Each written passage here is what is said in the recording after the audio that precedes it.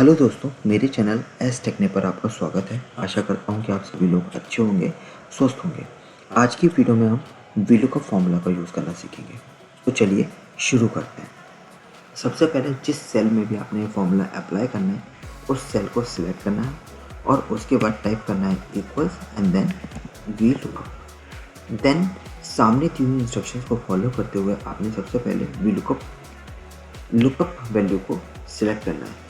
अब lookup value जो होती है उसका मतलब है कि आप जिस वैल्यू के बेसिस पर आपको दूसरे टेबल या रेंज से डेटा फेच करके लेकर के आना है, वो लुकअप वैल्यू यहाँ पे आपने सिलेक्ट करनी है। उसके बाद में आपने सिलेक्ट करना है टेबल एरे, यानी कि जिस टेबल या रेंज से आपने डेटा फेच करके लेकर आना है वो रेंज आपने सिलेक्ट करनी है। उसके बाद कॉमा, देन आपने जिस कॉलम से जिस कॉलम नंबर से आपने डेटा फेच करके लेकर आना है, यानी कि मेरा सबसे पहला कॉलम जो है वो एम्प्लॉय आईडी है जिसके बेसिस पे मुझे डेटा फेच करके लेकर आना है।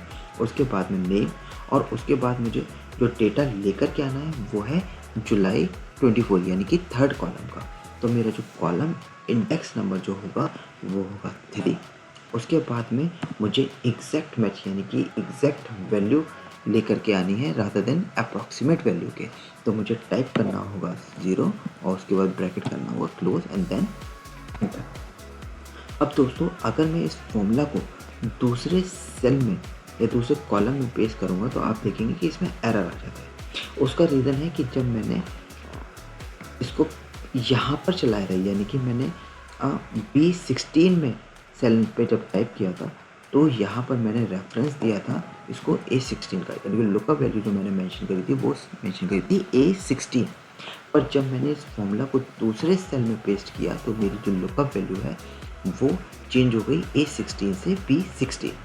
तो मुझे ये इंश्योर करना पड़ेगा कि जब मैं इस फॉर्मूला को दूसरे कॉलम में या सेल में पेस्ट करूँ तो जो लुकअप वैल्यू है या रेंज है वो मेरी चेंज ना हो।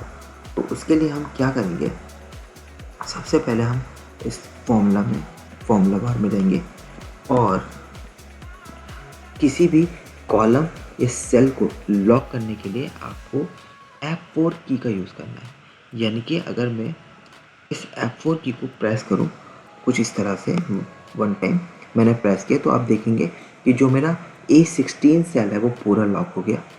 अगर मैं उसको दोबारा प्रेस करता हूँ F4 की को तो आप देखेंगे अब मेरा रो 16 लॉक हो गया। और अगर मैं थर्ड टाइम प्रेस करता हूँ तो इसका मतलब है कि मेरा जो A कॉलम है वो लॉक हो गया।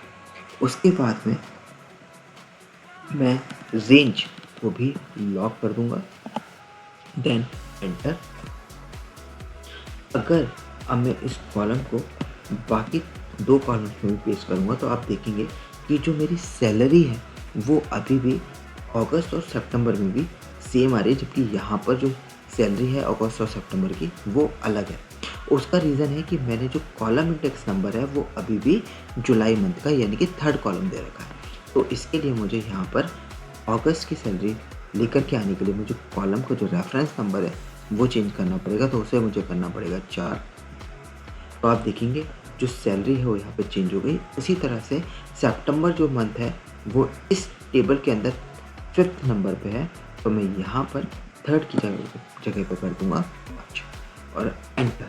तो आप देखेंगे जो मेरी सैलरी है वो एकदम करेक्ट आ गई। अब इसके बाद में अगर मैं इस कॉलम को नीचे तक ड्रैग करता हूँ तो आप देखेंगे कि जो सैलरी है वो एकदम करेक्ट आ रही है। ठीक है। दूसरी बात ये कि अगर आपको इस डॉलर साइन का मतलब नहीं पता, अभी भी उतना अच्छे से क्लियर नहीं हो पाया, तो इसका वीडियो मैं ऑलरेडी पहले बना चुका हूँ। तो इसका लिंक मैं डिस्क्रिप्शन बॉक्स में डाल दूँगा ताकि आप इसको रेफ़र कर सकें। आई होप दोस्तों कि ये वीडियो आपको अच्छा लगा होगा और समझ में भी आया होगा। अगर प्लीज़ मेरा वीडियो आपको अच्छा लगता है या समझ में आया हो तो प्लीज़ मेरे चैनल को लाइक एंड सब्सक्राइब करना ना भूलें। Thank you so much.